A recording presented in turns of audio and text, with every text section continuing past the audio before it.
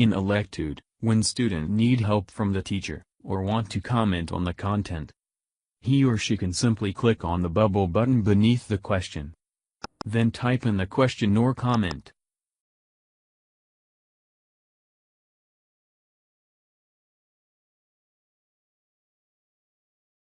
Click on Add to send the feedback to the teacher via email.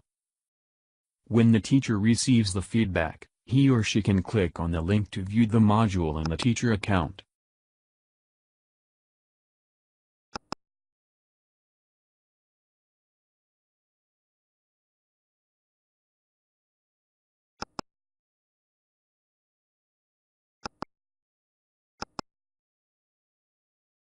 Then respond to the student by replying the email.